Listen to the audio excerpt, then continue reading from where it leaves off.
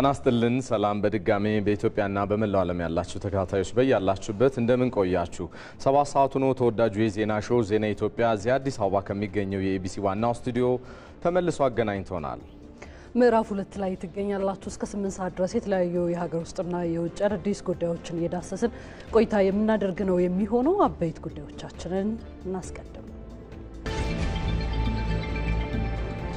የአፈር ማዳበሪያ ዋጋ በጥፍ መናሩን የተለያዩ አካባቢ አርሶ አደሮች ይናገራሉ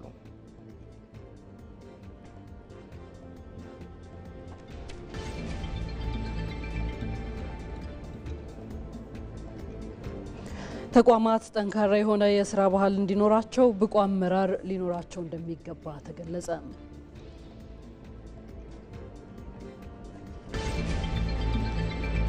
ሩሲያና ዩክሬን ከስምምነት እንዲደርሱ ለማድረግ በተጠራው የሪያዶ መድረክ አሜሪካ ከሁለቱ ሀገራት ተደራዳሪዎች ጋር የተናጠል ውይይት እያካሄደች ነው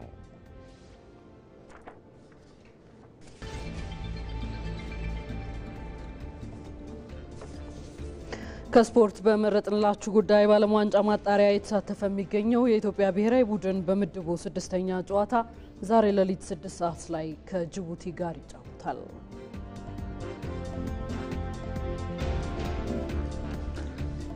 ቀደም ሲል መግቢያችን ላይ እንዳስተዋወቅናችሁ የዛሬ ዋነኛ አጀንዳችን የሚሆነው ለአርሶ አደሩ ተደራሽ እየተደረገ ያለው የአፈር ማዳበሪያ ስርጭትና አጠቃላይ ያለበት የዋጋ ጭማሬስ አርሶ አደሩ ላይ እየፈጠረ ያለው አሉታዊ ተጽዕኖ እንደምን ያለ ነው እሱን ለመቀልበስስ ምን እየተሰራ ነው የሚሉ ጉዳዮችን በስፋት እናነሳለን በዚህ ጉዳይ ዙሪያ ከደቂቃዎች በኋላ ተጨማሪ ምላሽና ማብራሪያ እንዲሰጡን በግብርና ሚኒስቴር የኢንቨስትመንትና ግብዓት ዘርፍ ሚኒስትር ዴኤታ ሶፊያ ካሳ ከደቂቃዎች በኋላ በቀጥታ ስርጭት የሚቀላቀሉን ይሆናል ሁለት አርሶ አደሮችም ተደራቢ አጀንዳችን ላይ ሐሳባቸውን የሚሰጡን ይሆናል በባህር ዳር ዙሪያ ወረዳ የሮቢት ቀበሌ ነዋሪ አርሶ አደር ዋለልኛ አንዳርጌ አንደኛው ናቸው ሌላኛው በሰበታ ክፍለ ከተማ ጨፌ ወረዳ የሚገኙ አርሶ አደር ብራኑ ተስፋዬ ናቸው በተጨባጭ በአርሶ አደሮች ዘንድ የማዳበሪያው ስርጭትና አቅርቦት ምን መልክ አለው ስንል እየጠየቅናቸው ቆይታ የምናደርግ ይሆናል ዜና ኢትዮጵያችን ላይ ናችሁ አብራችሁ ነው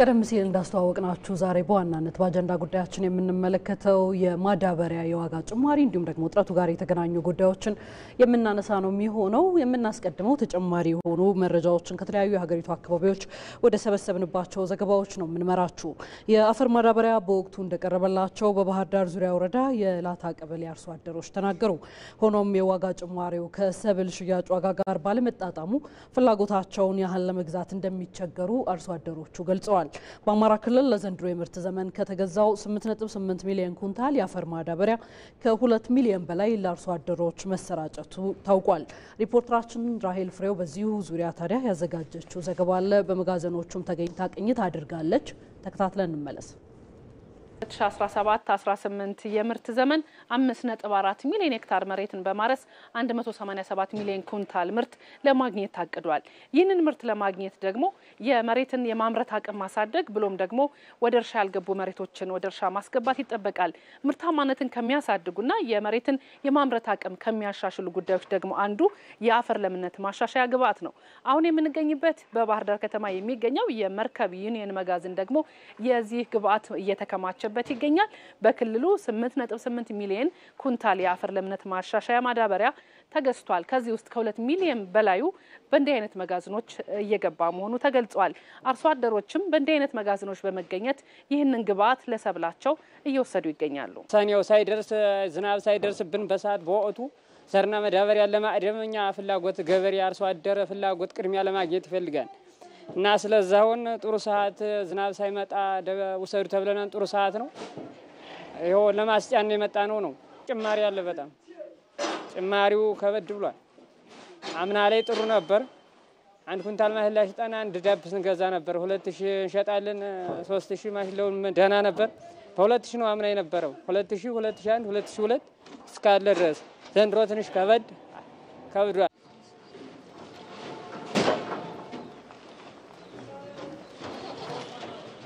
የአማራ ክልል የመር ወቅት ዋነኛ የምርት ወቅቱ ነው በዚህ ወቅት እጅግ ውጤታማ ለመሆን የግብርና ኤክስቴንሽን ተግባራትን ጨምሮ በርካታ ምርታማነትን ማሳደግ የሚያስችሉ ተግባራት ይታቀዳሉ።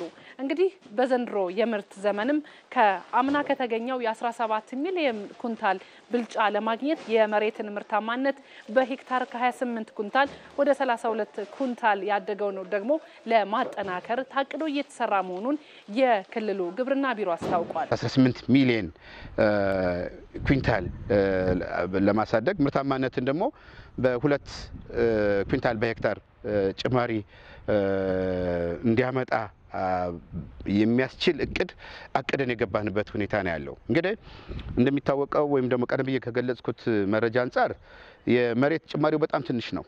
በምርት ዘመኑ የአፈር ለምነትን ከማሻሻል ባለፈ ሌሎች የኤክስቴንሽን ተግባራትን በማከልና በሜካናይዜሽን የታቀደውን ምርት ለማምረትም ዝግጅት እየተጠናቀቀ መሆኑን ነው የክልሉ ግብርና ቢሮ ያስታወቀው። እንግዲህ በዚህ ዘንድሮ ዓመት መሬትን ከአምናው ወደ 140,000 ሄክታር በማሳደግ እንደገና ምርትን ደግሞ ወደ 17-18 ሚሊዮን ኩንታል ለማሳደግ ምርታማነትን ደግሞ በ2 ኩንታል በሄክታር ጭማሪ እንዲያመጣ የሚያስችል እቅድ አቅደን የገባንበት ሁኔታ ነው ያለው። በአማራ ክልል ለ2017-18 የምርት ዘመን ከታቀደው 8.8 ሚሊዮን ኩንታል የአፈር ለምነት ማሻሻያ ማዳበሪያ ውስጥ ከ2 ሚሊዮን ኩንታል በላዩ ወደ ክልሉ እየገባ ስለመሆኑ ታውቋል።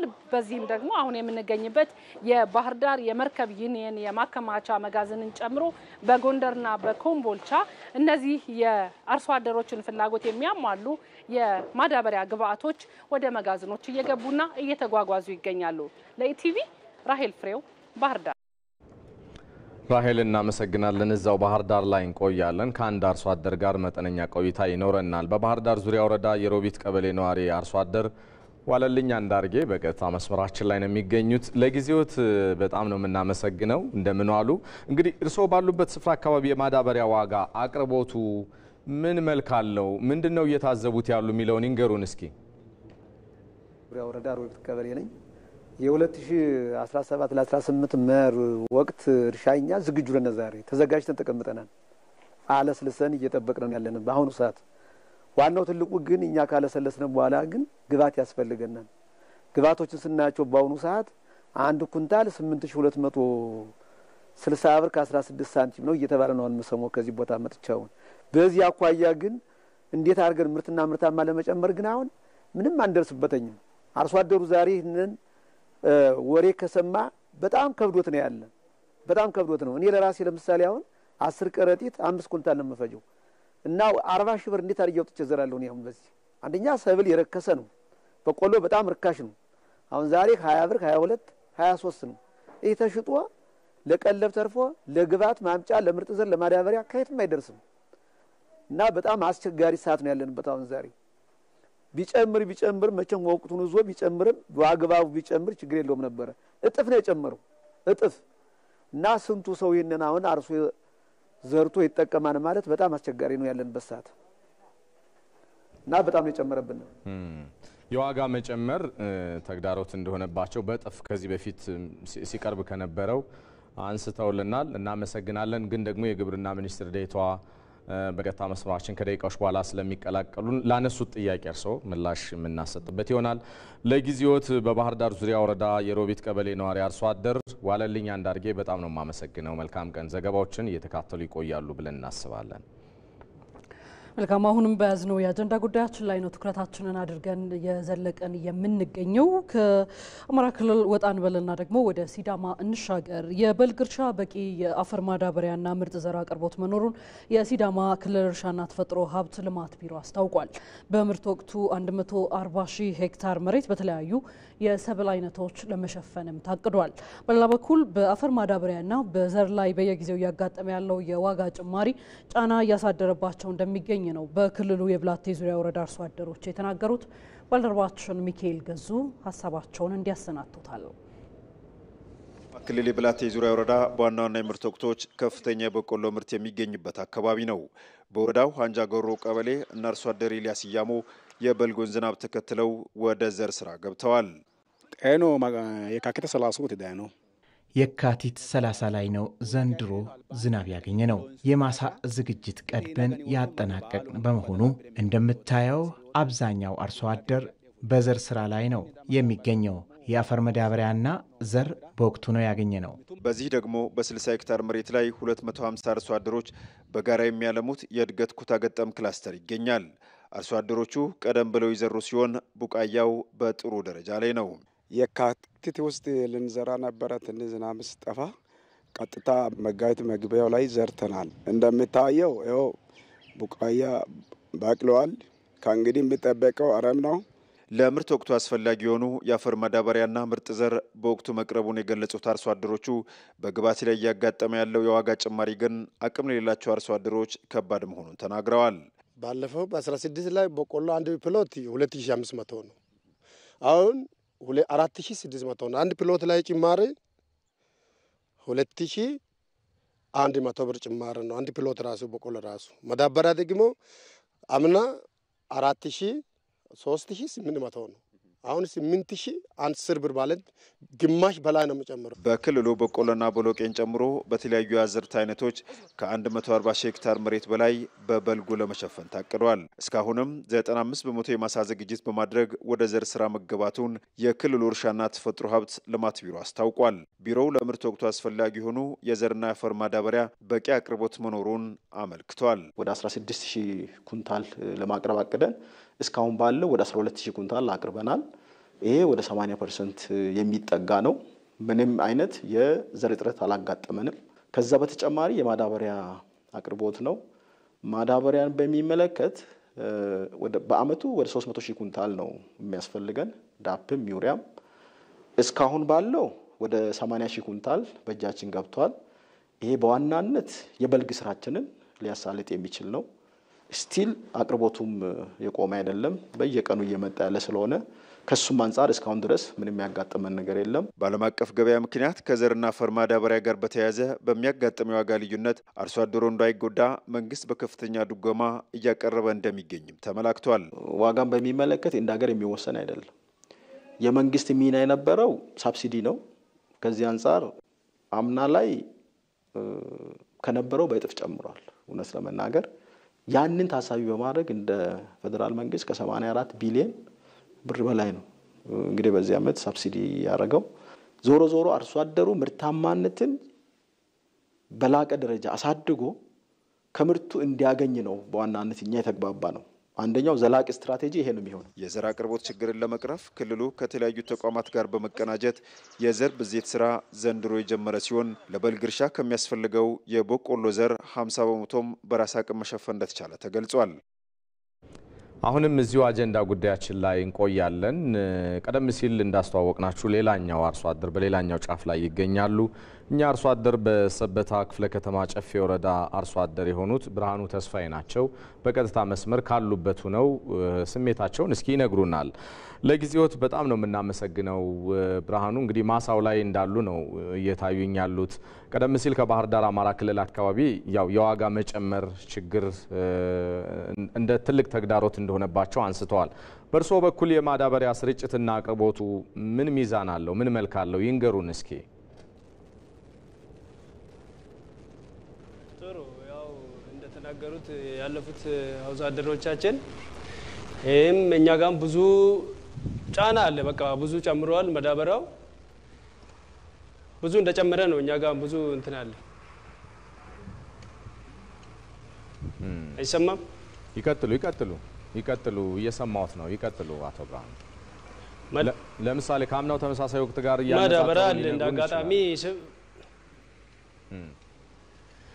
አው ማዳበሪያ አምና አይነበረው ወደ 5000 ምናምን ነበር። አሁን ሲንታይ ደግሞ በብዛት ነው ወደ 8000 ብር ገብቷል ማለት ይቻላል። ያ ደግሞ ለአርሶ አደር በጣም ከፍተኛ እንትኑ ወጪ ላይ ነው የሚያደርገው።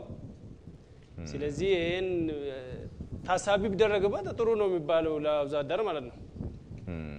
ምናልባት ምርት ላይ እርሻው ላይ የግብርና ስራው ላይ የዋጋ ጭማሪው በጥፍ ማደጉ የፈጠረው አሉታዊ ተጽዕኖ ይኖር ይሆን ብርሃኑ? ይኖራል። አሁን ለምሳሌ እኛ አሁን የበጋን እንደዚህ እንደምንም ሆነን ይሄን የበጋውን ተወተናል። አሁን ለክርምት ዝግጁነት ላይ ነን ያለነው።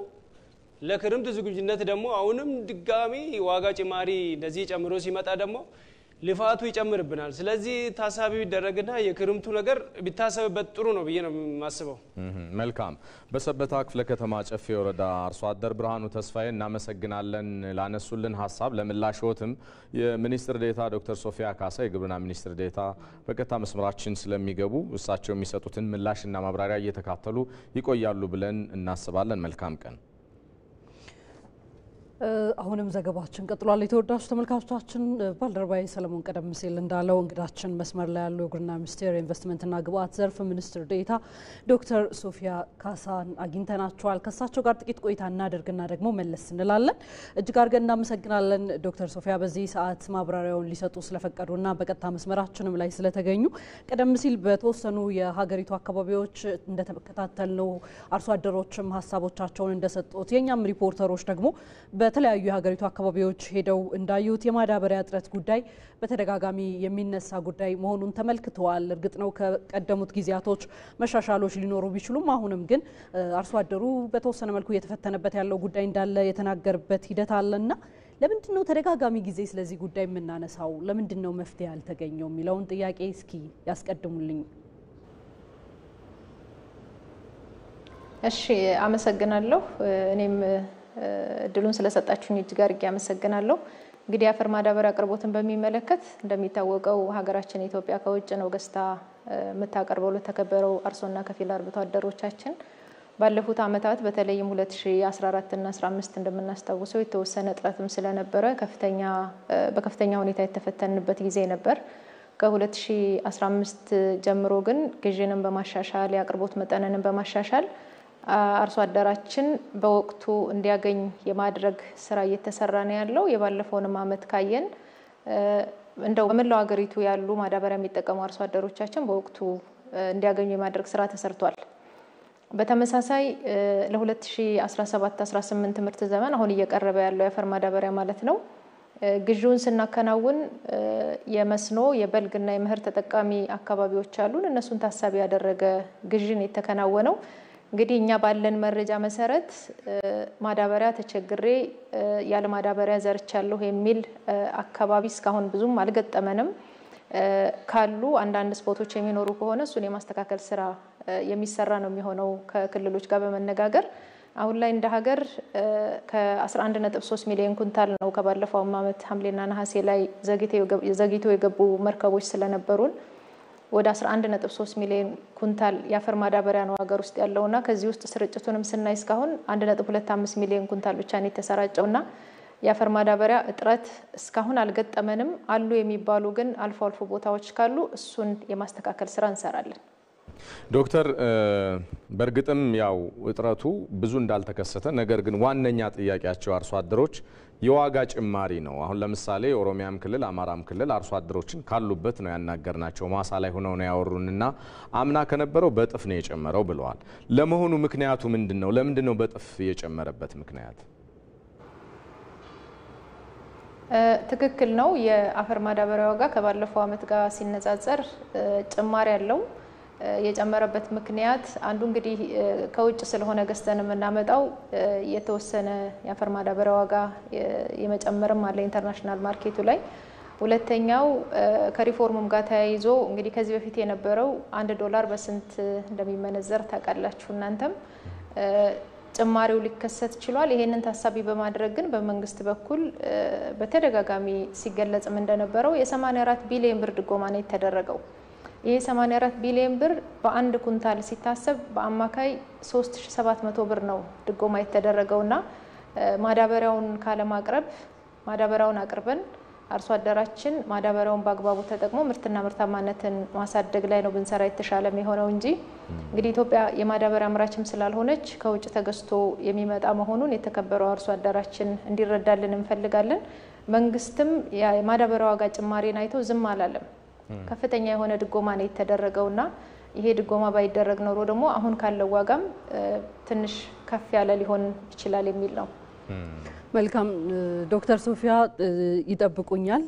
ተጨማሪ አንድ ሁለት ጥያቄዎችን ይኖሩናል ጉዳዩ ላይ ያነሳን ያለንበት ነገር ላይ። ነገር ግን ተመልካቾቻችን በአድማጭ ተመልካች ግብረ መልስ በሰጠው ጥቆማ መሰረት ለኢትዮጵያ ቴሌቪዥን አጠቃላይ የሆኑ ከአፈር ማዳበሪያ ጋር የተገናኙ ጉዳዮችን ጥያቄዎቻቸውን በስልክ አድርሰውን ነበርና እነዚህም ጥያቄዎች ተመሳሳይነት አላቸው። ነገር ግን ከተለያዩ የሀገሪቱ አካባቢዎች ወካይም ስለሆኑ ጭምር ማለት ነው።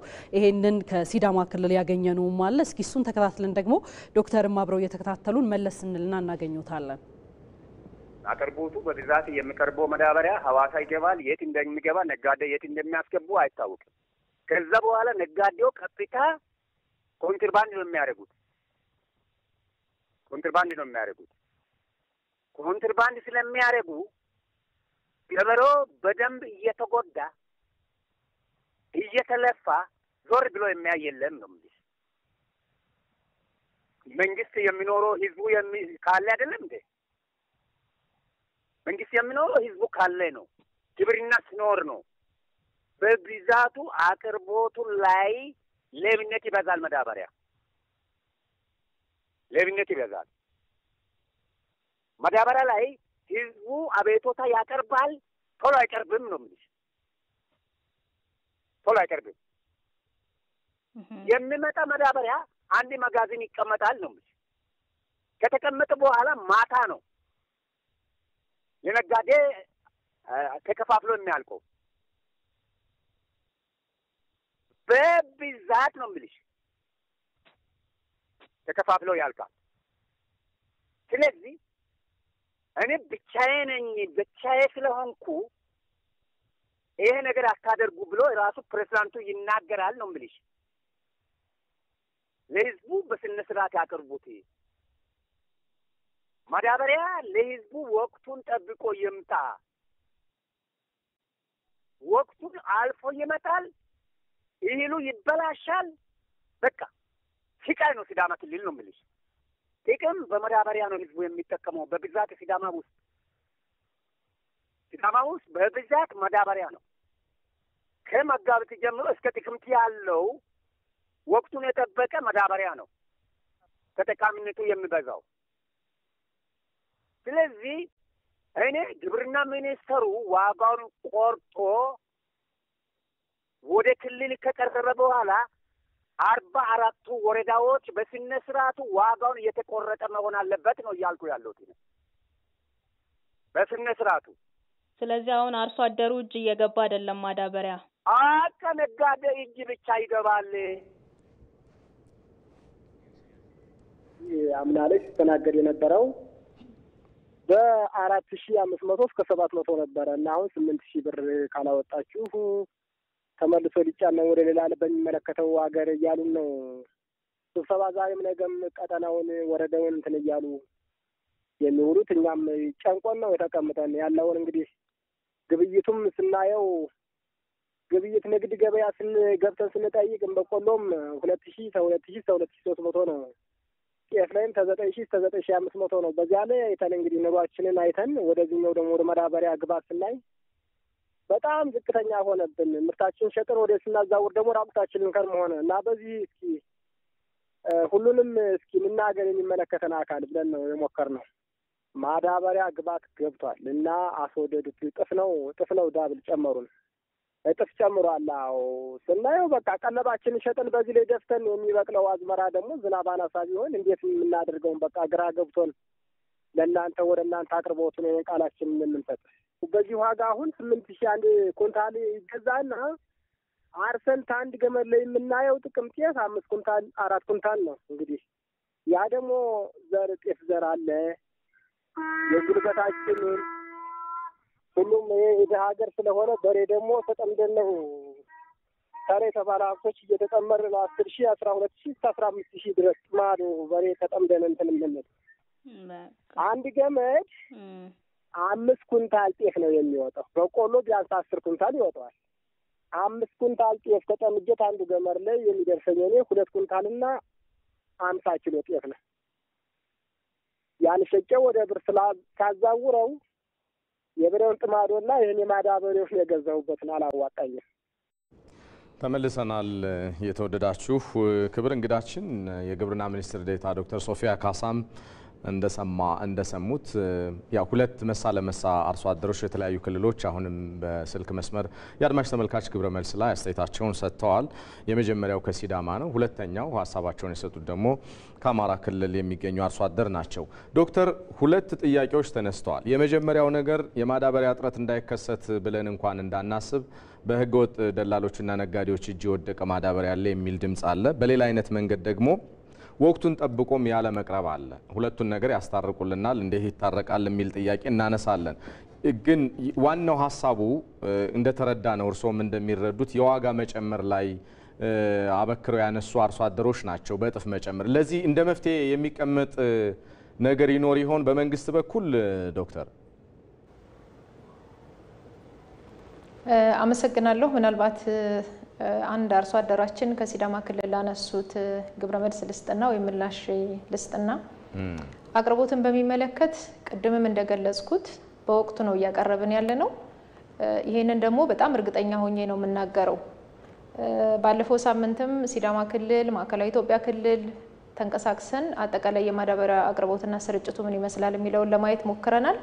ሲዳማ ክልል በተንቀሳቀስንባቸው ቦታዎች ላይ የማዳበሪያ እጥረት ገጠመን ወይም አላገኘሁም የሚል አርሶ አደር አላገኘንም። እኛ ጉብኝት ባደረግንበት አካባቢ ምናልባት የቆየ መረጃ እንዳይሆን የሚል ስጋት አለኝ። ምክንያቱም አንዳንድ ጊዜ እጥረት አለ የሚለውን ከመለማመድ የተነሳ ማዳበሪያ እየቀረበም እጥረት አለ የሚል አንዳንዴ ደግሞ የሚገጥሙን ደዋዮቻችን ከትልቅ ይቅርታ ጋር በአካባቢው ላይ የሌሉ ወይም ደግሞ ግን ይመስለኛል ማጋጥመውን ያውቃሉ ይመስለኛል። ዶክተር ይቅርታ ስላቋረጥኩት እጥረቱ ምናልባት ከዋጋ መጨመር ጋር የተከሰተ ሊሆን ይችላል ብለን ብናስበው ምንድነው ምላሽው ሊሆን የሚችለው? አንዳንድ ጊዜ ከጥፍ በላይ ሲሆን ወይ ደግሞ እጥፍ ሲሆን እጥረት ሊከሰት ይችላል ተብሎ ሊታሰብ ቢችል ለዚህ ምላሽዎት ምንድነው?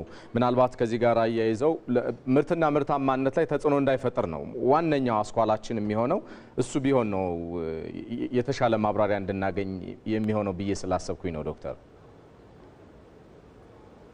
እሺ ገብቶኛል። እጥረት ማለት ማዳበሪያው በሚፈልግበት ቦታ ላይ አልቀረበም ማለት ነው አይደለ? እኛ ግን ማዳበሪያው ኢትዮጵያ ውስጥ በሰዓቱ በሚፈልግበት ቦታ ላይ እንዲደርስ እያደረግን ነው የሚለው እንዲያዝልኝ ይፈልጋለሁ። ምክንያቱም እጥረት ሳይኖር የማዳበሪያ እጥረት አለ የሚለው መረጃ ትክክል ስለማይሆን ማለት ነው። አድማጫችን ያነሱበት ቦታ ላይ ቀበሌውን ቢነግሩን እዛ ቀበሌ ላይ እኛ ወዲያውኑ ቼክ ለማድረግ ዝግጁ መሆናችንንም ለመግለጽ እወዳለሁ። ምክንያቱም ሲዳማ ክልል ወቅቱን ጠብቀን ስላቀረብን ሌሎችም የሀገሪቱ አካባቢዎች ላይ ዋጋን በሚመለከት እንግዲህ ቅድምም እንደተናገርኩት ከሪፎርሙም ጋር ተያይዞ ከዓለም ዋጋም ጋር ተያይዞ ከነዳጅ ዋጋም ጋር መጨመር ተያይዞ በተለያዩ ምክንያቶች የአፈር ማዳበሪያ ዋጋ ጨምሯል። የአፈር ማዳበሪያ ዋጋ ላይ መንግስት ምንም አይነት የትርፍ ህዳግ አያስቀምጥም። ስለዚህ ለተከበረው አርሶ አደራችን ያለን መልእክት ምንድነው?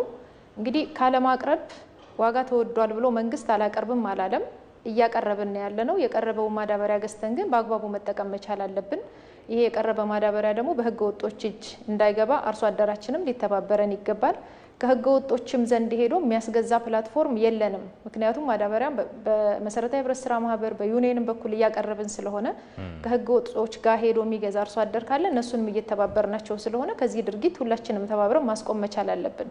እኛ ባለን የመስክ ምልከታ እኛ ባለን ግምገማ አሁን ባለው ነባራዊ ሁኔታ ማዳበሪያ በበቂ ሁኔታ እየቀረበ ነው ያለው። በተለይ አሁን የበልግ ወቅትም ስለሆነ የበልግ አብቃይ የሆኑ አካባቢዎች ያሉ አርሶ አደሮች እንዳይቸገሩ በየቀኑ ከ150 ሺህ ኩንታል በላይ ማዳበሪያ ነው ሀገር ውስጥ እየገባ ያለውና እጥረት አለ የሚለውን እንደ ግብርና ሚኒስቴር ለመቀበል ልቸገራለሁ ብዬ ነው። ዶክተር ምናልባት አያይዘው እንዲያነሱልን የተነሱ የአርሶ አደሮች ጥያቄ እንደተባለው ከዋጋ ንረቱ ጋር ነው። መንግስት በዚህ በኩል ደግሞ ያለውን ድጎማም እያደረገ እንደሆነ በተደጋጋሚ ሲገልጹ ነበርና ሰሞኑም በዲጂታል የማዳበሪያ ስራዎች ላይ ሰፊ ስራዎች የተከናወኑ እንደሆነ የሚታወቁ መረጃዎች አሉ። የማዳበሪያ ስርጭቱ ላይ በተለይ ከሱ ጋርም አያይዘው ምናልባት አርሶ አደሩ ባለው አቅም እንዲገዛ ለማድረግ ዋጋውን የተመጣጠነ ለማድረግ ወይ የብድር አቅርቦት ወይ ከዛ ጋር የተገናኙ እንደ መፍትሄ ያሰባቸዋቸው ነገሮች የሉም? ምርትና ምርታማነቱን እንዳይጎዳ በተወሰነ መልኩም ቢሆን እዛ ላይ ጊዜያዊ መፍትሄዎችም ቢሆን የታሰበ ነገር ካለ እሷን ጠቆም እንዲያደርጉም ብዬ ነው። እሺ ብድርን በሚመለከት እንግዲህ ከቅርብ ጊዜያት ወዲህ አርሶ አደራችን በካሽ እንዲገዛ ነው እየተደረገ ያለው። ይሄ የሚሆንበት ምክንያት አርሶ አደራችን ከዚህ በፊት በብድር የተወሰዱ ማዳበሪያዎች ያልተከፈሉበት ያልተሰበሰቡበት አጋጣሚም ስለነበረ ነው። አሁን ላይ አብዛኛው አርሶ አደር በካሽ ከፍሎ ሲገዛ ነው የቆየው። በብድር እንዲመቻችላቸው የሚፈልጉ አርሶ አደሮችም ካሉ ደግሞ ክልሎች ይሄንን የማመቻቸት ስራ ይሰራሉ ለሚፈልጉ አርሶ አደሮች ማለት ነው። በሩ ዝግ አይደለም፣ ግን ደግሞ በካሽ እንዲገዙ ነው የምናበረታታው። ብድርን በሚመለከት ይሄ የክልሎች ኃላፊነት ስለሆነ የተለያዩ ክልሎች አማራጮችን ያስቀምጣሉ። የዲጂታላይዜሽኑን በሚመለከት አሁን ገና እየጀመርን ነው ያለነው። ምክንያቱም የአፈር ማዳበሪያን ዲጂታላይዝ ማድረግ እጅግ ወሳኝ ስለሆነ ማለት ነው። አቅርቦቱንም ስርጭቱንም እንዲሁም የክፍያውንም በሚመለከት ከገንዘብ ከጥሬ ገንዘብ ንክኪ ነፃ የሆነ ሽያጭ መከናወን ስላለበት ጀምረናል። ስራው በጣም ረጅም ጊዜ የሚወስድና ትንሽ ከበድም ስለሚል በተቻለ መጠን የተወሰኑ ክልሎች ላይ በ2017 ለመተግበርና በሚቀጥለው አመት ደግሞ ከቻልን አጠቃላይ በሀገሪቱ ያለውን የማዳበሪያ አቅርቦትና ስርጭት እንዲሁም ሽያጭን በሚመለከት ዲጂታላይዝ ለማድረግ ስራዎችን ጀምረናል። ግን ገና ነው የሚለው እንዲወሰድልኝ ነው። ግሩም ነው። ሰፊ ምላሽና ማብራሪያ ነው የሰጡን በግብርና ሚኒስቴር የኢንቨስትመንትና ግብዓት ዘርፍ ሚኒስትር ዴኤታ ዶክተር ሶፊያ ካሳ በቀጥታ መስመራችን ተገኝተው ከአርሶ አደሩ የተነሱ ጥያቄዎችንም ምላሽ ስለሰጡልን አብዝተን ነው የምናመሰግነው። መልካም ቀን ይሁን። ከዚህ ርዕሰ ጉዳይ ጋር በተገናኘ ያለውን መረጃ እናድርሳችሁ። በተለይ ጠቅላይ ሚኒስትር አብይ አህመድ ከቀናት በፊት ለሕዝብ ተወካዮች ምክር ቤት የአፈር ማዳበሪያን አስመልክቶ ጥያቄ ተነስቶላቸው ነበረ ከሕዝብ ተወካዮች ምክር ቤት አባላት። ለዚህ ጥያቄም በሰጡት ማብራሪያ ላይ መንግስት አሁን ያለውን የዓለም አቀፍ ዋጋ ጭማሪ አርሶ አደሩ እንዳይጎዳ መንግስት 84 ቢሊዮን ብር በላይ መደጎሙን እንደዚሁ የገለጹበት አንዱ ነው። እስኪ እንከታተለው። ማዳበሪያ 84 ቢሊዮን ብር ነው የምንደጉመው። በአንድ ኩንታል 3700 ብር እንደጉማለን። እኛ ማዳበሪያ ስለማናመርት የማዳበሪያ ዋጋ አንወስንም። አምራቾች ዋጋ ተምነው ለኛ ሲያቀርቡ አርሶ አደሩ እንዳይጎዳ አቅም በፈቀደ መጠን እንደጉማለን እንጂ ዋጋ አንወስንም። ሀገሪቱ 24 ሚሊዮን ኩንታል ገደማ የሚያስፈልጋት መሆኑን ያስታወቁት ጠቅላይ ሚኒስትሩ በቀን 150 ኩንታል ወደ ሀገር ውስጥ እየገባ ነው ብለዋል። ማዳበሪያን ዋጋ ለመቆጣጠርም ኢትዮጵያ ማዳበሪያ ማምረት እንዳለባት ነው የጠቆሙት። ማዳበሪያ 24 ሚሊዮን ኩንታል ገደማ የሚያስፈልገን ሲሆን በቀን በአንድ ቀን 150 ሺህ ኩንታል ማዳበሪያ ከወደብ እናጓጉዛለን። 150 ሺህ ኩንታል አፈር ጭነን ወደ ሀገር ውስጥ እናስገባለን። አሁን ቀደም ብሎ የመናገር ፍላጎት ባይኖረንም ላለፉት ቢያንስ አመት ገደማ ማዳበሪያ ኢትዮጵያ ማምረት ካልቻለች በርካታ አርሶ አደር የሚነካ ጉዳይ ስለሆነ ከምግብ ጋር የሚያያዝ ጉዳይ ስለሆነ በዘላቂነት መፍትሄ ልናገኝ አንችልም በሚል ስናጠና ቆይተናል። አሁን የህዳሴው ጉዳይ እንደምታውቁት ስለሆነ የህዳሴ ፊታችን ወደ ማዳበሪያ እናዞራለን። በተደረገው ጥናት ከ2.5 እስከ 3 ቢሊዮን ዶላር ይፈልጋል።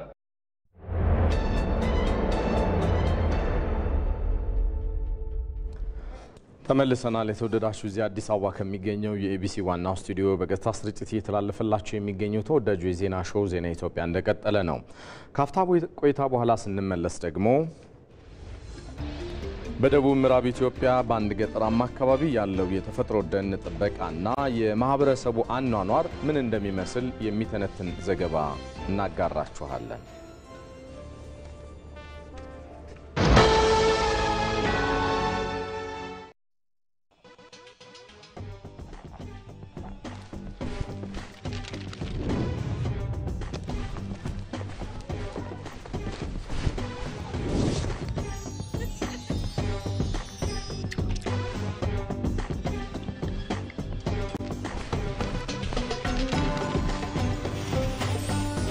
የባንካችንን የዘካ ተቀማጭ ሂሳብ በመጠቀም ሐሳቦን ያቅልሉ።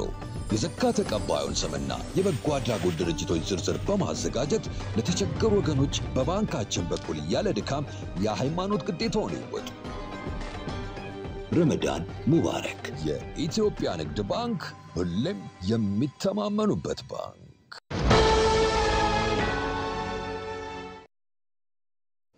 ዜና ኢትዮጵያችን ወደ እናንተ መድረሱን እንደቀጠለ ነው። ዘገባዎቻችን ቀጥለዋል። በጧቱ የአዲስ ቀን የሀገር ጉዳይ በዋናነት የተመለከትነው ጉዳይ ነው ወደ እናንተ የምናደርሰው። ተቋማት ጠንካራ የሆነ የስራ ባህል እንዲኖራቸው ብቁ አመራር ሊኖራቸው እንደሚገባ ተገለጸ። ምቹ የስራ ቦታና የእርስ በርስ ግንኙነትም አስፈላጊ መሆናቸውን የተጠቆመው ሰናይት ብርሃኔ ተጨማሪውን ይዛለች። የሀገር ኢኮኖሚያዊ እድገት እንዲረጋገጥ ከሚያስችሉ ጉዳዮች ጠንካራ የስራ ባህልና የተቋማት ግንባታ ይጠቀሳሉ። ኢቢሲ ዛሬም በአዲስ ቀን የዜና መሰናዶ የሀገር ጉዳይ ጠንካራ የስራ ባህልና የተቋም ግንባታን በሚመለከት በስፋት አንስቷል። ጠንካራ የስራ ባህል ካላቸው ተቋማት የሚጠቀሰው የኢትዮጵያ አየር መንገድ ስኬታማ ሆኖ እንዲዘልቅ አመራሩና ሰራተኞቹ ተጠቃሽ ናቸው። ከትውልዱ ጋር አብሮ ሊሄድ የሚችል የስራ ባህልን ነው የምንፈጥረው። አንደኛ የኢትዮጵያ አየር መንገድ በምንም አይነት መንገድ ጥራት ላይ አይደራደርም። ስለዚህ የምንቀጥራቸው ሰራተኞች በደንብ አድርገን እናሰለጥናለን፣ በጥራት እናሰለጥናለን። አገልግሎትን በሚሰጡበት ጊዜ ስራውንም በሚሰሩበት ጊዜ በጥራት ይሰራሉ። ሁለተኛ እምነት ያስፈልጋል። የኢትዮጵያ ባዮና ኢመርጂንግ ቴክኖሎጂ ኢንስቲትዩትም ቢሆን ለሰራተኞቹ በፈጠረው ምቹ የስራ ቦታና ማበረታቻ እንዲሁም ጥሩ አመራር ተምሳሌት ለመሆን በቅቷል። ከከፍተኛ ማኔጅመንቱ ጀምሮ እስከ ታች ያለው ስራ ሰዓቴ ከዚህ ጀምሮ ወደዚህ ነው የሚል አይደለም። ዴሊቨር መደረግ ያለበት ነገር ካለ ለሊቱን ቁጭ ብሎ ሰርቶ ሊነጋጋ ሲል የሚልክበት ሁኔታ አለ። እዚህም ቆይቶ መስራት ካለብን እንሰራለን። ስለዚህ በጥሩ ሁኔታ መናበብን እንደገናም ደግሞ ዴሊቨር የሚደረጉ አስቸኳይ ነገሮችን ሲኖሩ ደግሞ በዛ የስራ ፕሬሸር ውስጥ ውጤታማ ነገሮችን ማምጣት ተችሏል። ምክንያቱም የባለቤትነት ስሜት ሁሉም ጋር ስላለ። በአዲስ ቀን የሀገር ጉዳይ እንግዳ የነበሩት የስራ አመራር ተመራማሪ ዶክተር ገመቹ ነመራ አንድ ተቋም ጠንካራ የስራ ባህል አለው የሚያስብሉት 3 መሰረታዊ ነጥቦች እንዳሉት ገልጸዋል።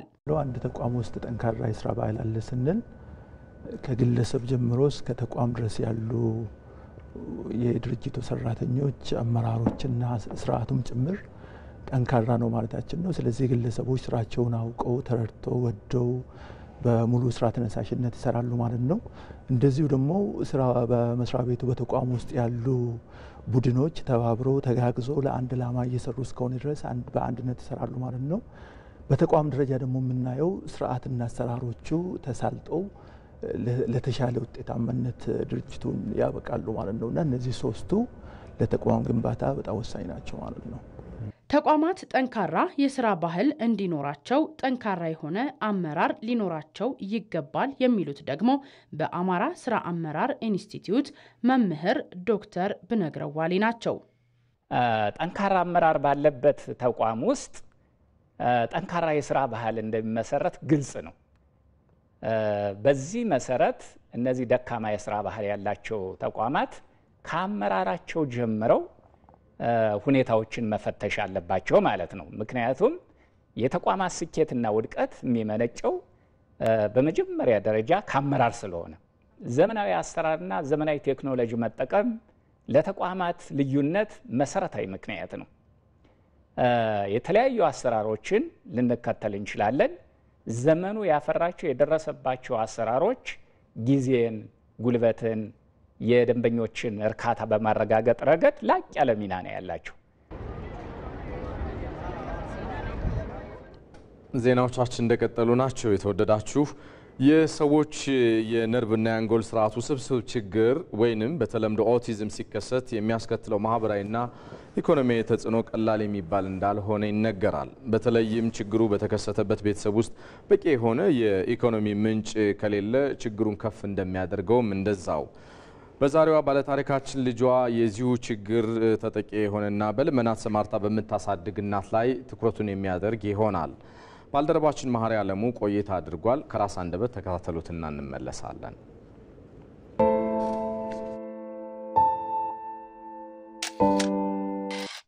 ክርስቲያን ትሄጃለሽ።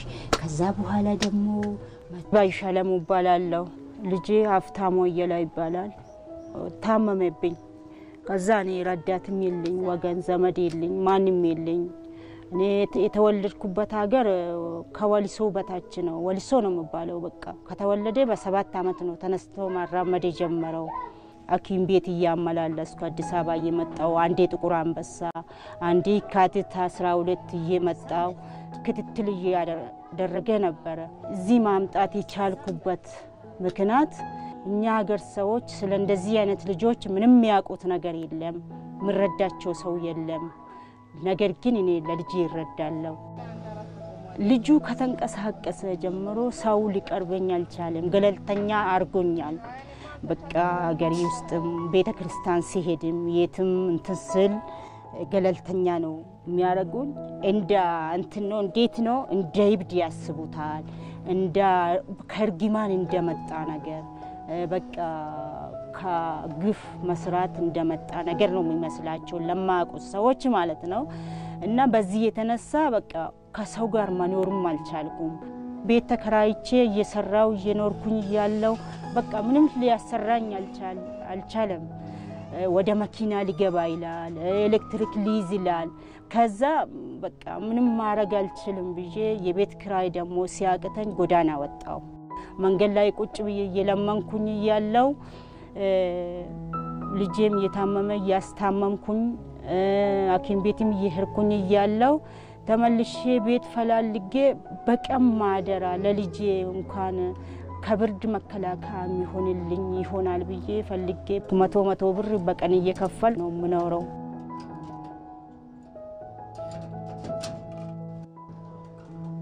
ልጁም ደግሞ ቤት ውስጥ አድጎ ስለለመደ ውጭውን ምንም ማቅም ይሄ ልጅ ለሊትም ተነስቶ ይሮጣል። ይዟለው ለሊት በቃ ምንም ሊያስተኛኝ አልቻለም። ወደ መኪና ይሮጣል። አንድ ጊዜ ደግሞ ያው ሁለታችንም መኪና አስበልቶኝ ነበር። ልጄ እስከዛሬ ተጎርቶ ነው ያለው። ትምህርት አላገኘም። እኔ ተወለድኩበት ሀገር እንደዚህ ልጆች የገነዘበ ሰው ራሱ የለም እና ግማሻቸው ያው ተደብቆ ነው ያሉት። በየቤታቸው ተደብቆ ነው ያሉት። እዛች ጋር እንቀመጣለን። ና ብሪክ በል ባባዬ ብሪክ በል። የእናትነት ፈተና የሚታዩበት አይነት ታሪክ ነው ያጋራን መሀሪ። እንደዚህ ያሉ እናቶችን በመደገፍ ረገድ እንግዲህ ማህበራዊ ስራዎች ከሁላችን የሚጠበቅ እንደሆነ የተገነዘብንበት ነው። በእርግጥ ዜና ኢትዮጵያችን ይቀጥላል። የተወዳጁ ተመልካቾቻችን ወደ ሌላ ርዕሰ ጉዳይ ተሻግረናል። በኦሮሚያ ክልል ምስራቅ ወለጋ ዞን ባለፉት 9 ወራት ከ78000 በላይ ዜጎችን የስራ ዕድል ተጠቃሚ ማድረግ መቻሉን የዞኑ የስራ ዕድል ፈጠራና ክህሎት ጽሕፈት ቤት አስታወቀ። ዞኑ በሚገኙ ወረዳዎች በማህበር ለተደራጁ ዜጎች ብድርን ጨምሮ ሌሎች ድጋፎች እየተደረጉ መሆኑን ተገልጿል። መቅደስ እንዳለ በኦሮሚያ ክልል ምስራቅ ወለጋ ዞን በማህበር ተደራጅተው በመስራት ውጤታማ መሆናቸውን የአካባቢው ነዋሪዎች ገለጹ። በክልሉ በሲቦ ስሬ ወረዳና አንገርጉቴ ከተማ በአነስተኛ ካፒታል ሊሰሩ የሚችሉ ስራዎችን በመለየት ከራሳቸውም አልፈው ለሌሎችም የስራ ዕድል መፍጠር እንደቻሉም ተናግረዋል። አሁን እኛ የምንሰራው ከሸቀጣ ሸቀጥ ወደ ዳቦ ማምረት ተሸጋግረን ያለ ነው። አሁን ይሄ ማሽን የምታዩት በማሽን ሊዝ ከኢትዮጵያ ልማት ባንክ ድጋፍ የተገዛልን ማሽን ነው። ለአሁኑ ለ10 ሰው የስራ ዕድል ፈጥረናል። አሁን እኛ ከዚህ ይሄን ከመስራታችን ብዙ ጥቅም አግኝተናል። የድርጅታችን ስም ሀና ገነትና አረጋሽ ነው የሚባለው። የምንሰራው ጫማ ላይ የተደራጀ ነው እና ስንነሳ ካፒታላችን 5000 ነበር። አሁን ላይ ግን እየሰራን ለውጥ አምጥተናል። ድጋፍ የተደረገልን ብድር ምናምን መውሰድ እንችላለን። ሌላ ደግሞ ለውጥ ያየንበት ነገር በትንሽ ካፒታል ተነስተን አሁን ላይ ግን ለውጥ አሳይተናል። በዞኑ በሚገኙ 2 ወረዳዎች በማህበር ለተደራጁ ዜጎች ብድርን ጨምሮ ሌሎች አስፈላጊ ድጋፎች እየተመቻቹ መሆኑ ተገልጿል። እንደ ወረዳችን በዘንድሮ በጀት ይር ለ962 ኢንተርፕራይዞች እና ለ8897 ሰዎች የስራ ዕድል ለመፍጠር እንደ እቅድ ተይዞ ነው ያለው። እስካሁን ግን 380 ኢንተርፕራይዝ እንዲሁም ደግሞ 441 ሰው አደራጅተን በእጃችን ያሉት ለነሱ ደግሞ ያላደራጀናቸው ማህበራት ደግሞ የተለያዩ የብድር ሁኔታዎችን በማመቻቸት እንዲሁም ስልጠና እንዲያገኙ በማድረግ የተለያዩ ደግሞ ማሽን ሊዞችን እንዲያገኙ አድርገን በተለያዩ ስራዎች ላይ ወደ ስራ እንዲገቡ እያደረግን ያለነው 1125 ወጣቶች ወደ ስራ እናስገባለን ብለን አቅደናል። ከዛ በአሁኑ ሰዓት 1295 እየተደራጁና ከዛም ግማሾች ወደ ስራ እንደገቡ ግማሹን ደግሞ የተለያየ ፕሮሰስን እየጨረሱ መሆኑ የዞኑ የስራ ፈጠራና ክህሎት ጽህፈት ቤት ኃላፊ ደበላ ወጋሪ የስራ እድሉን ላገኙ ዜጎች የስራ ፈጠራ ስልጠናና 130 ሚሊዮን ብር ብድር ተሰጥቷል ብለዋል። እንግዲህ ዘንድሮ በቅዳችን ደረጃ ስናይ እንደ መስሪያ ቤታችን ለ139500 ለመስሪያ አጦች የስራ እድል እንፈጥራላቸዋለን ብለን በእቅድ ይዘን እየተንቀሳቀስን እንገኛለን። ከዚህ አንፃር ስናይ ከጠቅላላ እቅዳችን 82% ማከናወን ችለናል። እስካሁን ለ114510 ለሚሆኑ ስራ አጦች ወደ ስራ እንዲገቡ ተደርጓል። በዞኑ በግንባታ በአገልግሎት በግብርና እንዲሁም በንግድ ዘርፎች የተሰማሩ ነዋሪዎች ውጤታማ እንደሆኑ ከዞኑ የተገኘ መረጃ ያመለክታል። ዜናዎቻችን እንደቀጠሉ ናቸው። የተወደዳችሁ ቀደም ሲል ጠብቁን ወዳልነው ዘገባ እንሻገር። በልማድ የአካባቢ ጥበቃ የሚደረግላቸው ገጠራማ የሀገራችን አካባቢዎች የተፈጥሮ ሚዛንን በሚያስጠብቁ ደኖች የተሞሉ ስለመሆናቸው መታዘብ ይቻላል። አካባቢዎቹ ታዲያ ውብና ጽዱ፣ ነዋሪዎች ደግሞ ሰላማዊና እንግዳ ተቀባይም ናቸው። በስፍራው ያቀናው ዘጋቢያችን ቶማስ ኃይሉ ወደ ደቡብ ምዕራብ ኢትዮጵያ ገጠራማ አካባቢ ነበር ያቀናውና ተከታዩን ዘገባ አጠናቅሯል። እስኪ ተከታተሉትና እንመለስ።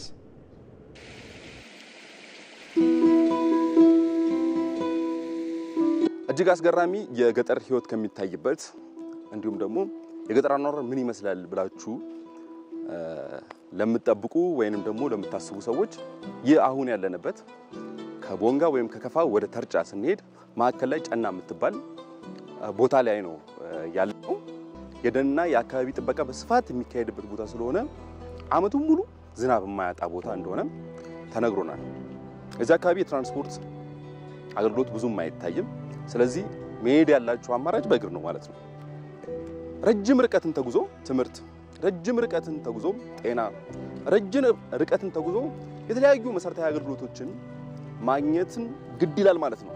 እዚህ ጋር ያሉት ደግሞ ከየት ነው የምትመጡት? እስኪ ነግሩኛ። ነይ ና፣ ከየት ነው የምትመጡት? ገበያ እየሄድን። ወደ ገበያ እየሄዳችሁ ነው? ምን ያህል ኪሎ ሜትር መጓዝ ይጠይቃችኋል? ወደ ገበያ ስትሄዱ ወደ ገበያ ለመሄድ ምን ያህል ርቀት ነው መጓዝ የሚጠበቅባችሁ? 1 ሰዓት ይሆናል። ስትሄዱና ስትመጡ 2 ሰዓት ማለት ነው። 2 ሰዓት። እና ገበያ አሁን ደርሳችኋል ነው? አልደረሳችሁ? እስኪ እየሄድን ደግሞ እናወራ ኑ። እጅግ በጣም አስቸጋሪ የአየር ንብረት ቢሆንም የገጠሩን ያኗኗር ህይወት እንዲሁም ደግሞ የገጠሩ ህይወት ምን ይመስላል የሚለውን እጅግ በስፋት የሚያሳይ ነው። በተለይ ከከተማ ወጣ ስትሉ ከምታገኙት በጣም አስገራሚ ነገሮች አንዱ የተለየ ማንነት፣ የተለየ ሃይማኖት፣ አመለካከት ያለው የህብረተሰብ ክፍል በጣም የሚገርም የአየር ንብረት ነው። ረጅም ርቀትን ተጉዘን ስንመጣ ሙሉ ለሙሉ በሚባል ደረጃ በዚህ ይሄን የምትመለከቱት በጉም በጭጋግ የተሸፈነ የአየር ንብረትን ነው እያየን የመጣ ነው። እናንተም መልካም ጉዞ ይሆንላችሁ። እስኪ ትንሽ በእግራችን ሄደን እንሞክረዋለን። በመኪና ነው የምንሄደው በእርግጠኛ። በእግራችን ደግሞ እስኪ ትንሽ እንሞክረዋለን የአየር ሁኔታ።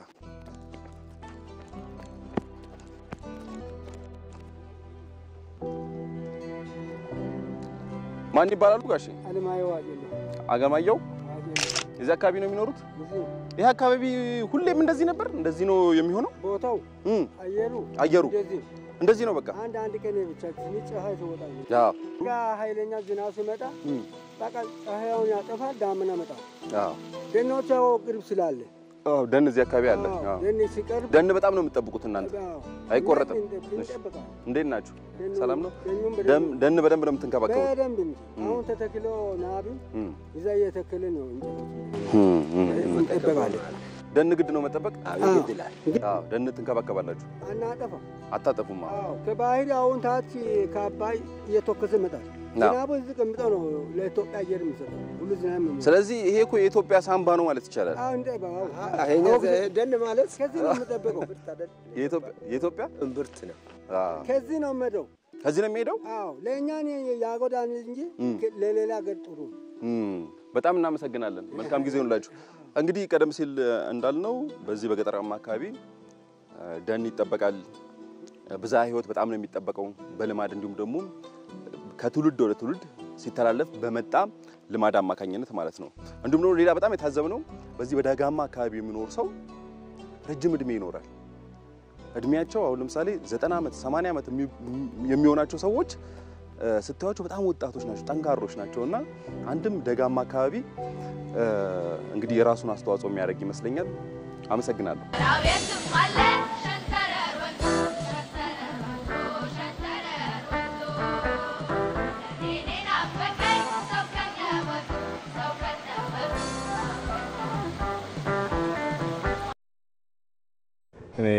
ቶማስ ያው ብዙ የሚሰራቸው ዜናዎች ህይወት ስላላቸው ያዝናናናል ሁላችንም አይደል?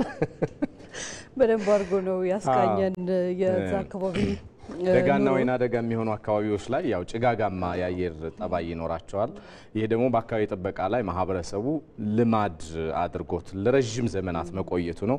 ይሄ በሌሎችም የሀገራችን አካባቢዎች ሊስፋፋ ቢችል ተሞክሮ ሊሆን የሚችል እንደሆነ ቶማስ ነግሮናል። እናመሰግናለን ባልደረባችን። ቶማስ ተመልሷል ግን እሱን አብረን ጠይቀው። አየሩ ሲታይ ደስ የሚል ቅሩ የሚያስብል አይነት ስለሆነ ነው እንዲያልናችሁ። ለማንኛውም ዜና ኢትዮጵያችን ላይ ነው የምትገኙት የተወደዳችሁ ተመልካቾቻችን። ዘገባዎቻችን ቀጥለዋል። ከዚሁ ከአየር ንብረት ጋር ወደ ተገናኘ ጉዳያችን እንሻገር። ኢትዮጵያ የአየር ንብረት ለውጥን ለመከላከል እየተገበረች ያለችው የማይበገር አረንጓዴ ኢኮኖሚ ልማት ለሌሎች ሀገራት ልምድ እንደሚሆን ተገልጿል። ኢትዮጵያ እንደ አውሮፓውያኑ አቆጣጠር እስከ 2030 ድረስ የበካይ ጋዝ ልቀትን ዜሮ ለማድረስም እየሰራች ነው። ተስፋዬ ለሚሳ ኢትዮጵያ እየተገበረች በምትገኘው የማይበገር የአረንጓዴ ኢኮኖሚ እንደ አውሮፓውያኑ አቆጣጠር እስከ 2030 ድረስ የበካይ ጋዝ ልቀትን ዜሮ ለማድረስ እየሰራች ትገኛለች። ቀጣይነት ላለው የደን ልማት በአረንጓዴ አሻራ መርሃ ግብር በቢሊዮን የሚቆጠሩ ችግኞችን በመትከል እንዲሁም በትራንስፖርት ዘርፉ ተሽከርካሪዎችን በኤሌክትሪክ በመተካት የበካይ ጋዝ ልቀትን ለመቀነስ ጥረት እያደረገች ነው። ኢትዮጵያ አባል የሆነችበትና 5 የምስራቅ አፍሪካ ሀገራት የሚሳተፉበት አካታች የአረንጓዴ ኢኮኖሚ መርሃ ግብር እየተተገበረ ይገኛል። በዚህ መርሃ ግብር ታዲያ አባል ሀገራቱ የኃይል ፍጆታቸውንና የበካይ ጋዝ ልቀትን እንዲቀንሱ ይሰራል። በአዲስ አበባ በተካሄደው የምክክር መድረክ ኢትዮጵያ፣ ኬንያ፣ ዩጋንዳ፣ ታንዛኒያ እንዲሁም የሩዋንዳ ፖሊሲ አውጪዎችና የዘርፉ ባለሙያዎች ተሳትፈዋል። ብዙ ኢትዮጵያ ሰርታለች። አሁን ለምሳሌ ከ2011 ላይ የክላይሜት ሬዚሊየንት ግሪን ኢኮኖሚ ስትራቴጂያችን ነበረ። እዛ ላይ ኢነርጂ ኤፊሽንሲ አንድ ኦብጀክቲቭ ነበረ። አሁን ደግሞ 2021 ላይ ያስገባነው ናሽናሊ ዲተርማይንድ ኮንትሪቢዩሽን ይባላል። እዛ ላይ ደግሞ ኢትዮጵያ 68.8% ለመቀነስ ለዓለም አቀፍ እንትኑ ኮሚት አድርጋለች።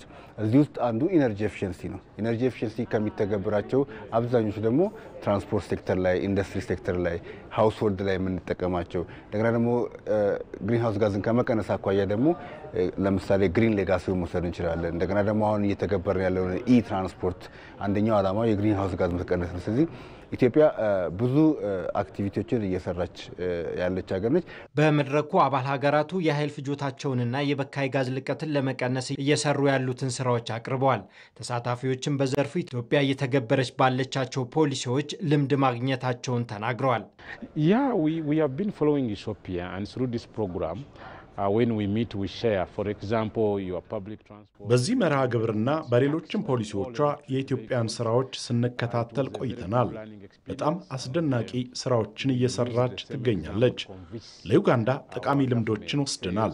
በተለይ በትራንስፖርት ዘርፉ የኤሌክትሪክ ተሽከርካሪዎች እንዲበዙ የበካይ ጋዝ ልቀትንና በኃይል ፍጆታን በመቀነስ ረገድ ጥሩ ስራ እየሰራች ትገኛለች።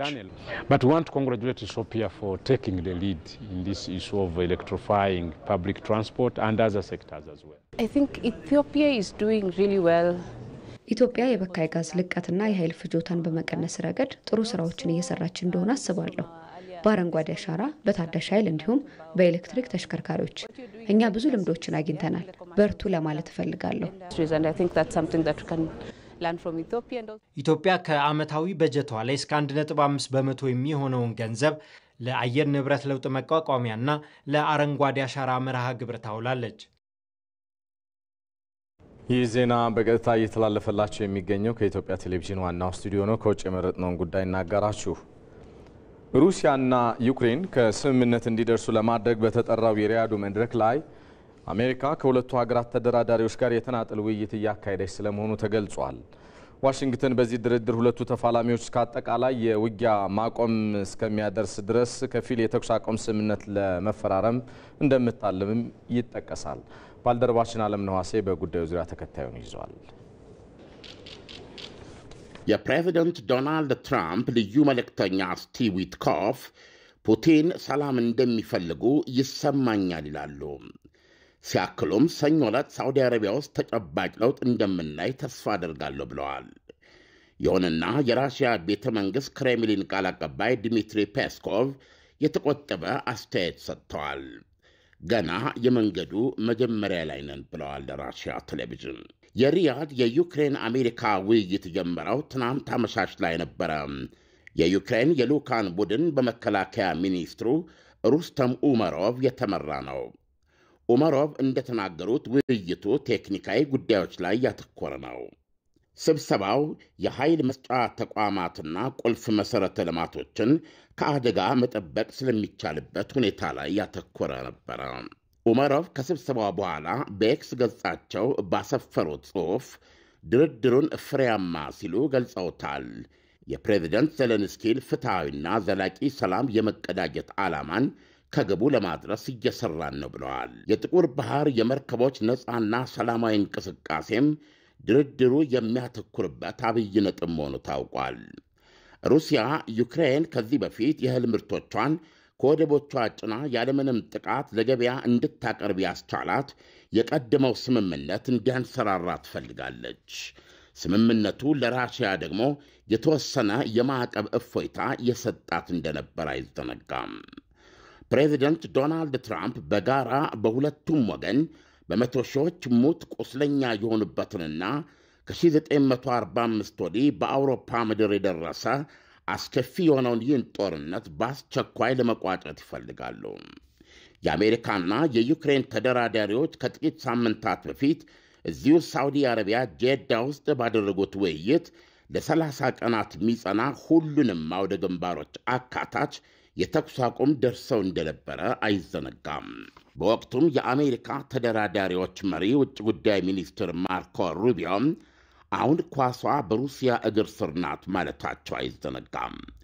ይሁንና ራሽያ ስምምነቱን ወዲያውኑ ባለመቀበል ቅድመ ሁኔታዎች ማስቀመጧ ይታወቃል። ይህ መሆኑም አሜሪካ በራሽያ ላይ ቢያንስ በአደባባይ በታየ ወይም በተሰማ መልኩ ብዙም ጫና አላሳደረችም የሚል አስተያየት ጋብዟል። ይልቁንም የትራምፕ አስተዳደር በሞስኮ ላይ ትልቅ እምነት እንዳለው ደጋግሞ እየገለጸ ነው።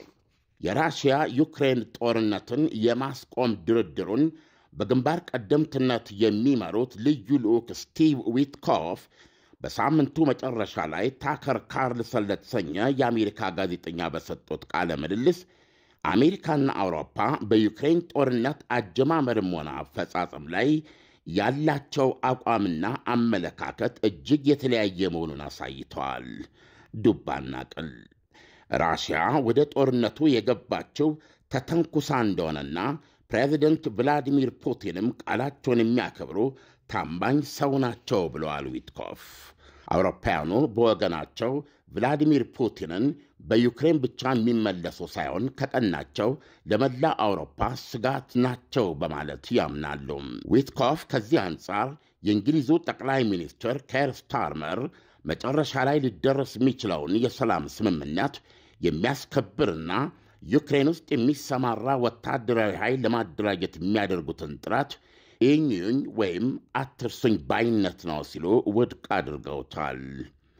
ዊትኮፍ በዚህ ቃለ ምልልስ እንዳሰመሩበት ከሆነ ግጭቱን ለማብቃት ቁልፍ የሆነው ጥያቄም አሁን በራሽያ እጅ የሚገኙትን የክሬሚያ ልሳነ ምድርና 4ቱን የዩክሬን ግዛቶች ኬርሶን፣ ዛፖሪጂያ፣ ዶነትስክና ሉሃንስክን ዩክሬኖች ፈቅደው ለሩሲያ ይለቁ ይሆን የሚለው ጥያቄ ነው ብለዋል።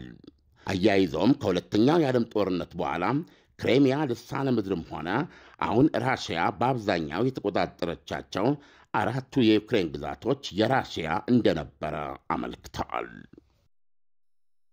በሌላኛው የውጭ ዘገባችን እስራኤል በጋዛ በሚገኝ ሆስፒታል ላይ በሰነዘረችው ጥቃት ከፍተኛ የሐማስ ባለስልጣን መገደሉ ተሰማ።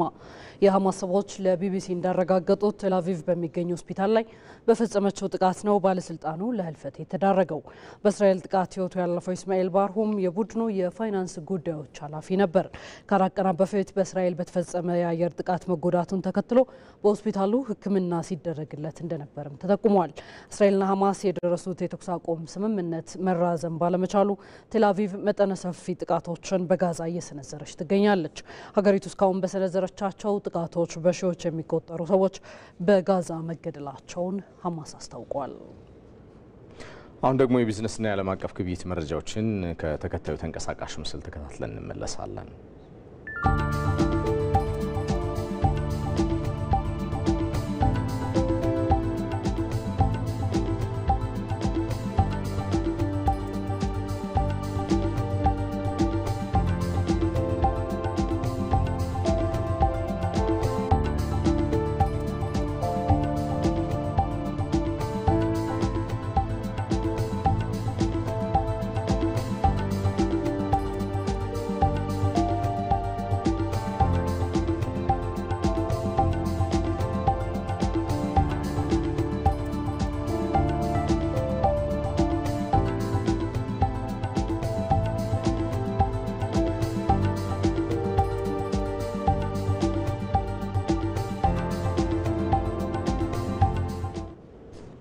ከስፖርት ወደ መረጥንላችሁ ጉዳዮች ተሻገርን። በዓለም ዋንጫ ማጣሪያ እየተሳተፈ የሚገኘው የኢትዮጵያ ብሔራዊ ቡድን በምድቡ 6ኛ ጨዋታውን ዛሬ ሌሊት 6 ሰዓት ላይ ከጅቡቲ ጋር ያደርጋል።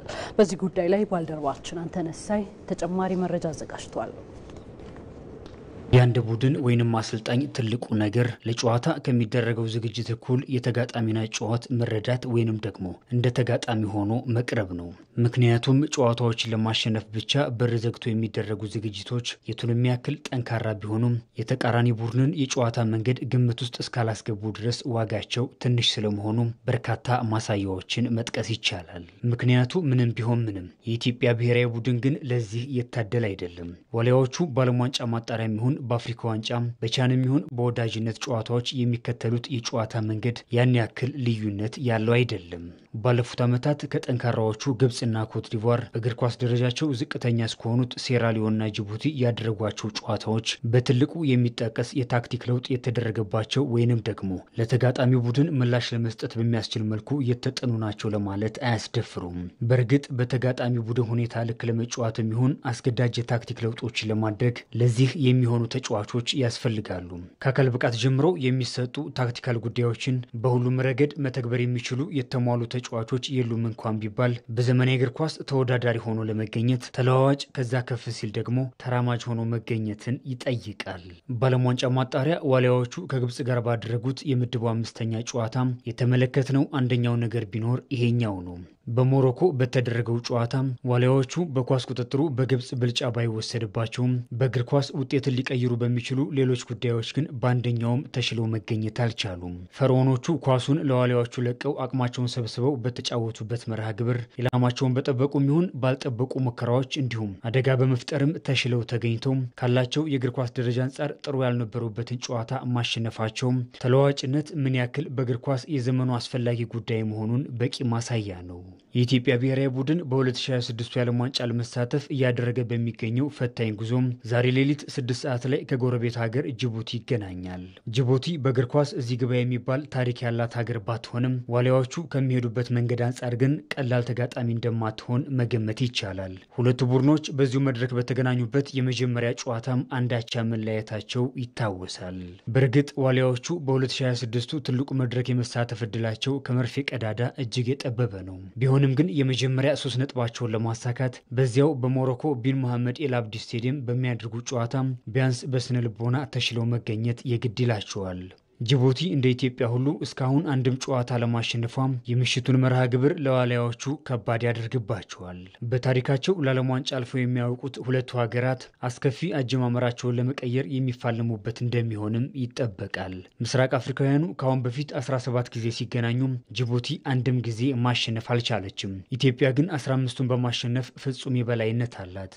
ቢሆንም ግን ባለፉት 12 ወራት በነጥብ ጨዋታ ካስመዘገቡት ውጤት አንጻር በመካከላቸው ልዩነት የለም። በዓለም እግር ኳስ የደረጃ ሰንጠረዥ ጅቡቲ 191ኛ ላይ ስትቀመጥ ኢትዮጵያ ደግሞ 145ኛ ላይ ተቀምጣ የግብፅን ሽንፈት ለመርሳት የምታደርገው ጨዋታም ይሆናል። የሚገኙ አጋጣሚዎችን በሚገባ መጠቀም፣ ከኳስ ጋርና ያለ ኳስ የሚደረጉ እንቅስቃሴዎችን ማስተካከል፣ ሊተገበሩ ለታሰቡ ታክቲካል ጉዳዮች ታምኖ መገኘትና ለጥቃቅን ጉዳዮች ትኩረት መስጠት የአሰልጣኝ መሳይ ተፈሪ ስብስብ ከግብፅ ሽንፈቱ ማስተካከል የሚገባው ጉዳይ እንደሚሆንም ይጠበቃል። ተመልሰናል። የተወደዳችሁ እኩለ ቀን 6 ሰዓት ጀምሮ እስካሁን ሰዓት ድረስ በቀጥታ ስርጭት ተከታተሉት የነበረው የዛሬ ሰኞ ተወዳጁ የዜና ሾው ዜና ኢትዮጵያ ይህንን ይመስል ነበረ። ሮዛ መኮንንና ሰለሞን ኃይለ ኢየሱስ ዜና ኢትዮጵያን እየመራን እስካሁን ድረስ ዘልቀናል። ከኛ ጋር ስለነበራችሁ እጅግ አድርገን እናመሰግናለን። አብረናችሁ በዳይሬክቲንግ እንዲሁም ደግሞ በካሜራማንና በሙሉ ማሰራጫዎች እንደዚሁ አብረዋችሁ ቆይተዋል። እኛ ልጆች እጅግ አድርገን እናመሰግናለን። የተወዳችሁ ተመልካቾቻችን ከቀሪ ፕሮግራሞቻችን ጋር መልካም የሆነ ቆይታ እንድታደርጉ እንደዚሁ እንጋብዛለን። መልካም ጊዜ